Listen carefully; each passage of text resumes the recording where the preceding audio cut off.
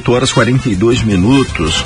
Olha, as universidades privadas se preparam para receber um grande contingente de alunos agora no primeiro semestre de 2018. Você, estudante que fez o Enem, pode inclusive se candidatar a algumas das vagas. E é para falar justamente sobre o ensino superior privado aqui na Bahia que o Band News, primeira edição, recebe nesse momento o presidente do SEMESB, né, que é o Sindicato dos Mantenedores das Instituições de Ensino Superior da Bahia, o Carlos Joel. Band News. Entrevista. Bom dia, professor. Tudo bem? Bom dia, Humberto. Bom dia, Milena. Bom dia, ouvintes da Band. Bom dia. Bom, as universidades particulares aqui na Bahia disponibilizam quantas vagas para os estudantes de ensino superior e qual é o principal papel que elas têm na complementação da formação? Olha, hoje o universo de vagas disponibilizadas em todos os rincões da Bahia ultrapassa 100 mil vagas disponibilizadas. A nossa preocupação hoje é ainda mais ampliar para rincões que a população não tem acesso aos grandes centros. Então hoje há uma vontade muito grande de alguns mantenedores do Estado de chegar a determinados municípios, o que dificilmente se conseguiria trazer pessoas para a formação superior. E isso está acontecendo agora em cidades como Bonfim, cidades como Jeremoabo, etc., que são cidades que estão distantes dos grandes centros, e os mantenedores estão trabalhando no sentido de possibilitar que a população daquela região também se insira no processo. Então hoje a nossa preocupação também é no modelo de financiamento para esta população. Então o grande universo de estudantes hoje que nós temos que ingressam nas instituições de ensino e que não conseguem continuar é muito grande, em razão da ausência de condições de pagamento. E de 2015 para até o presente momento, essa dificuldade ainda é maior. Ainda maior, é isso que eu ia lhe perguntar. A gente está conversando com o Carlos Joel Pereira, ele que é o presidente do Sindicato dos Mantenedores das Instituições de Ensino Superior aqui da Bahia. Qual foi o impacto? A gente sabe que houve redução no FIES, houve redução no ProUni. Qual foi o impacto dessas reduções que o senhor falou a partir de 2015? Até por uma questão de contingenciamento das verbas federais. Qual foi o impacto que isso provocou não apenas na produção científica, mas principalmente na graduação nas universidades particulares, né? A gente sabe que, como o senhor mesmo acabou de colocar, milhares de alunos entram, principalmente alunos que não têm condições financeiras de se manter no ensino superior, entram pensando imediatamente em obter um patrocínio do ProUni, ou uma bolsa do ProUni, ou um patrocínio do FIES, mas nem sempre isso é possível. Com que tipo de impacto, quantos alunos as universidades particulares estão perdendo por ano aqui na Bahia por causa disso, Carlos Joel? Olha, não é só a questão do financiamento em si, é a forma também como o financiamento está sendo posto. Você tem uma ideia, foram ofertadas nesse último período 70 mil vagas e não se preencheu 80%, 70% delas, porque o processo estava burocrático e a informação não chegava aos estudantes. Havia todo um reclamo anterior pelo modelo que era operado o FIES. Então nós operávamos o FIES, era disponibilizado para as instituições mobilizar os estudantes e fazer o processo de inscrição, e o sistema do FNDE fazer o processo de apuração daqueles que atendiam não os requisitos. Houve uma modificação em 2015, e a partir de 2015, mesmo com as vagas disponibilizadas, não se consegue preencher, porque o modelo de captação está equivocado. Eles usaram o mesmo modelo que é feito por ProUni, que também são vagas gratuitas que não conseguem se preencher, porque o formato de captação desse estudante dificulta que a instituição dialogue com o estudante. Então você tem vagas disponibilizadas tanto no FIES como no ProUni. Agora mesmo nós estamos trabalhando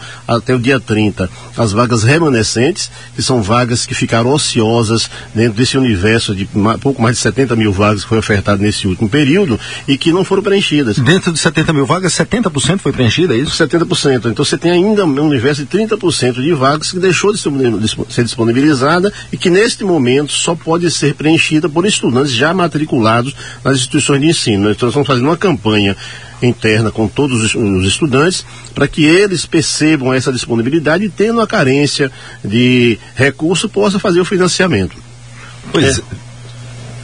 Essa é a nossa maior preocupação nesse momento, é como dialogar com os estudantes, porque o formato que o sistema foi posto, ele dificulta e a informação não chega de forma direta aos estudantes. E de que forma, isso eu quero saber, de que forma as universidades particulares, as instituições de ensino superior particular, estão dialogando com os estudantes para tentar reverter essa situação e preencher todas essas vagas que estão ociosas, tanto no ProUni quanto no FIES? Qual é o grande problema? Hoje nós temos a base de dados, ela é disponibilizada via o Enem. Então, essa base de dados, ela não fica disponível para as instituições identificar quem são essas pessoas. E a única forma que nós temos que fazer é discutindo com as escolas, abrindo nas escolas, fazendo um diálogo permanente com as instituições de ensino. No período anterior, a gente buscava a conversa diretamente com o estudante. Não havia a limitação do estudante ter feito ou não o Enem. Então, com isso, a gente conseguia identificar, discutir com os alunos, mostrar as vantagens do financiamento para esse estudante. E com isso, a gente conseguia mobilizar um número maior de pessoas. Então, se construiu uma crítica a esse processo, e a partir dessa crítica, é equivocada no meu sentido, porque quem faz a triagem não é a instituição apenas apresenta, faz conferência de documentos e encaminha todo um processo para o FNDE, que era quem fazia, por último, a contratação via os bancos. O banco fazia a conferência dos dados, dos elementos que era necessário para o financiamento. E com essa modificação, esses mesmos critérios continuaram, mas a forma de seleção ficou dificultada, porque o estudante tem 5, 6 dias para fazer uma inscrição, que era um processo de um ano inteiro. Então a gente passava o ano inteiro com o processo aberto. Hoje você passa 5, 6 dias. Então isso dificulta a comunicação e o preenchimento das vagas. E qual a alegação do governo federal para mudar radicalmente nessas regras e dificultar dessa forma o acesso do estudante carente ao ensino superior, já que as bolsas, muitas vezes, como o senhor próprio acabou de dizer, ficam ociosas sem utilização? Olha, nós construímos no Brasil uma cultura da demonização da iniciativa privada, né? Então havia no processo anterior, como houve um crescimento vertiginoso dos estudantes das instituições privadas, se construiu uma cultura que as instituições privadas estavam ganhando muito dinheiro. Então, e achava como se isso fosse crime, né? Como se isso fosse crime. Então isso deveria ser motivo de alegria, porque a gente está gerando mais emprego, mais pessoas trabalhando, etc. Então, com isso, começou a se construir embaraços ao processo de seleção. E esse embaraço implicou nessa consequência, que hoje nós estamos no mês de dezembro, em novembro já, chegando dezembro, e não conseguiu se preencher as vagas do semestre. Então existem vagas disponíveis tanto no ProUni como no FIES, porque exatamente não há esse diálogo com o estudante, não há como se comunicar com as pessoas que são diretamente interessadas. Além disso, há essa discussão sobre juros, não se comunica, não dialoga também com o real investimento que a pessoa vai fazer, o seu percentual de juros vai pagar por ano, e fica esse embaraço, as pessoas ficam confusas sobre o processo de seleção. Além disso, em 2015 nós tivemos um problema, que era um problema de sistema. Como havia um déficit fiscal e havia uma possibilidade de não pagar as contas do financiamento, se criou dentro do sistema do FIES, de forma maliciosa, mecanismos que impedia que o estudante conseguisse fazer a inscrição. E quando se descobriu isso isso passou 2, 3 meses, onde o estudante não conseguia fazer a inscrição, foi um pandemônio no país inteiro, porque as pessoas ficavam angustiadas, passavam a noite inteira, a família de plantão tentando preencher as inscrições, quando se descobriu que era um embaraço construído dentro do sistema na época. Isso gerou uma discussão profunda, as instituições de ensino, as entidades mantenedoras e os seus representações foram discutir na época com o governo e terminou resolvendo o problema. Então, a nossa grande preocupação hoje é com o novo modelo FIES que está chegando. Nós o Congresso acabou de aprovar uma medida provisória que modifica as regras dos FIES. Tem aspectos muito positivos e aspectos também muito negativos. Um dos aspectos positivos é que você vai ter 100 mil vagas disponibilizadas com juros zero para a população de renda até 3 salários mínimos. E vai ter vagas disponibilizadas com juros maior para pessoas até 5 salários mínimos, uma via os fundos do Nordeste, e a outra via BNDES. O que a gente precisa entender nesse processo de financiamento é que um país que não consegue financiar a formação dos seus profissionais, ele está fadado ao fracasso. E a população brasileira não tem como ter acesso ao ensino superior, exceto os 10% da população de renda maior, sem que exista financiamento. Nós financiamos construção, financiamos indústrias, financiamos toda a linha de desenvolvimento econômico e achamos que financiar a formação acadêmica não é uma obrigação. Então, se você financia a indústria, financia, dá até subsídios para isso, se não financiar a formação profissional, dificilmente teremos sucesso no político empresarial. Como é que vai conseguir profissionais de valor lá na frente? A gente está conversando com o Carlos Joel Pereira, ele que é o presidente da CEMESB, que é o Sindicato dos Mantenedores das Instituições, Sindicato dos Mantenedores das Instituições de Ensino Superior na Bahia. Essa gripe está querendo me pegar mesmo, né? Olha, se for tocando ao FIES, tem uma pergunta da ouvinte Suzana, eu gostaria até de complementar. Ela disse que vale pontuar que existe um outro problema, que é o pagamento do financiamento do FIES, que foi mudado, né, esse sistema. Antigamente você tinha uma carência para o estudante que era financiado pelo FIES começar a repor esse dinheiro para a Caixa Econômica Federal, que era quem bancava as mensalidades. Hoje não. Ele forma, no outro dia ele já tem que começar a pagar a mensalidade, né? E existe um percentual de pessoas, a Suzana pergunta, existe um percentual de pessoas que estão com dificuldade para pagar esse financiamento? O senhor tem conhecimento disso? Olha, do financiamento até 2018, vai acontecer 2018, o modelo não mudou muita coisa, né? Você continua tendo carências e prazo para iniciar o pagamento. O que está se pretendendo, com a nova medida, com a nova lei que foi aprovada agora, é que vincula primeiro a uma consignação do percentual a ser pago de até 20% da receita do estudante na folha de pagamento. Então o índice de inadimplência estava muito elevado, porque a população estava entendendo que o financiamento não era um financiamento, era uma doação, e boa parte da população não estava preocupada em fazer a amortização. Então no próximo FIES não haverá carência e haverá um índice, um percentual que será de até 20% do valor do salário quando a pessoa passar a ter emprego. Então eu acho uma medida salutar, porque você cria também o refinanciamento para outra parte da população que porventura precise desse financiamento.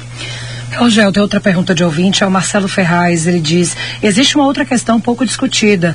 Hoje as universidades particulares estão impossíveis de serem cursadas se não forem via FIES ou ProUni. Não se trata mais de pessoas carentes. Por exemplo, cursos de medicina na Bahia que custam 4 mil, 9 mil reais por mês.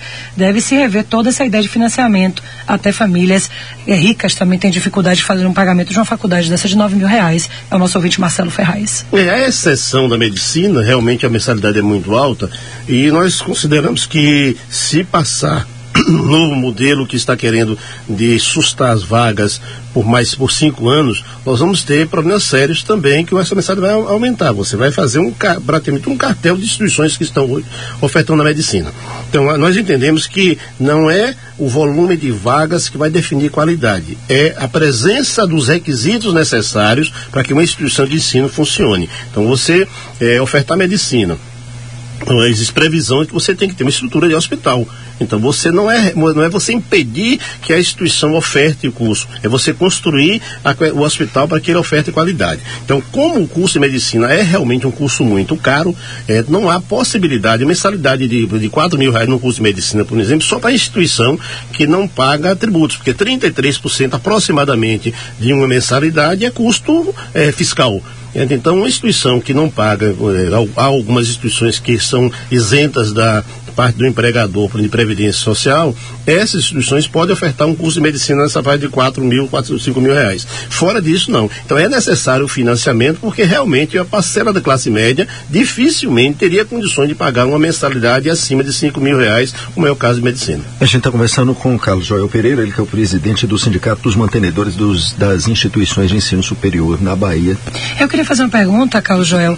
Como é que o sindicato enxerga essa questão da oferta online de cursos EAD, que acaba retirando também muitos estudantes da sala de aula? Qual o posicionamento do sindicato em relação a isso? Olha, nós entendemos que o EAD, ele é fato que não há retorno. Então, o que nós precisamos é trabalhar a qualidade desse processo. Então nós não achamos que EAD não vai ser ensino diferente do ensino presencial, desde que você tenha rigor do processo de avaliação, no processo de oferta do ensino, e seja bastante debatido. Não dá para se fazer quitandas achando que está fazendo instituição de ensino. Então há uma preocupação do sindicato e dos mantenedores a nível nacional de que essas modificações que estão acontecendo, ela não mercantilize a relação entre as instituições. Então a gente precisa entender que uma mensalidade não pode custar R$50, R$59, porque isso é uma fraude. Não há como se pagar um custo de uma mensalidade a não ser que seja fazendo dumping. Então, se alguma instituição está ofertando mensalidade fora da realidade do custo dela, ela está querendo criar embaraço para outras instituições, até para fazer oligopólio do ponto de vista quebrar outra e depois aumentar a mensalidade. Então os estudantes precisam ficar muito atentos a isso, porque é um motivo de preocupação, sim. Uma instituição de ensino não pode cobrar uma mensalidade inferior ao seu custo, e é impossível alguém ter a mensalidade de 50, 60, 100 reais e achar que está ofertando alguma coisa. Há algo de errado no processo desse. Então a nossa preocupação é que a EAD ela está consolidada, vai se consolidar ainda mais. Todas as instituições de ensino estão trabalhando no processo de incorporar até no ensino presencial EAD, até para diminuir também o custo para o estudante, mas precisamos ficar atentos, porque não dá para se fazer ensino como se fosse uma feira livre que você oferta de qualquer jeito, de qualquer forma. Então há um processo de ampliação do processo, mas também um processo de aprendizado, porque o ensino superior privado no Brasil também é muito jovem, é pouco mais de 20 anos que a gente está aprendendo como é que faz ainda o processo. Pouco mais de 20 anos, mas quanto representa o universo de alunos em graduação nas universidades privadas no Brasil e na Bahia, e qual é a participação das universidades públicas na graduação hoje? Hoje, no nível nacional, nós estamos na faixa de 75%, a Bahia chega a 76%, 77%. 7% dos alunos de graduação. A gente está conversando com o Carlos Joel Pereira, ele que é o presidente do Sindicato das Mantenedoras das Instituições de Ensino Superior aqui na Bahia. O Carlos Joel, o senhor acabou de falar que 76% das vagas de graduação aqui no estado da Bahia são ofertadas pelas universidades particulares. Agora, em 2015, uma pesquisa, uma divulgação, uma publicação do próprio Ministério da Educação dá conta de que 94,3% das publicações científicas que foram publicadas no ano 2015 são oriundas de trabalhos de pesquisas de instituições públicas de ensino, e que as instituições privadas de ensino corresponderam naquele ano a um pouco mais de 5% do total. Isso eu estou falando 2 anos atrás, 2015, que foi o dado mais recente que eu encontrei.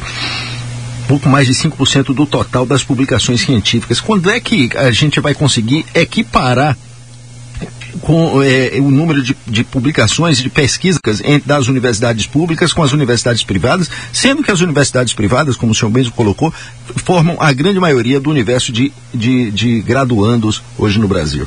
A gente precisa primeiro identificar 2 modelos que se discute no mundo da educação. Se você tem instituições que são focadas para a pesquisa, e instituições que são focadas para a formação profissional, para a graduação. Do ponto de vista de custeio, é natural que as estatais tenham um volume maior de financiamento, porque elas são bancadas pelo Tesouro Nacional, são bancadas pelos impostos que a sociedade paga. Que um professor, por exemplo, pesquisador da instituição, tem carga horária de tempo integral, recebe remuneração de tempo integral só para fazer pesquisa.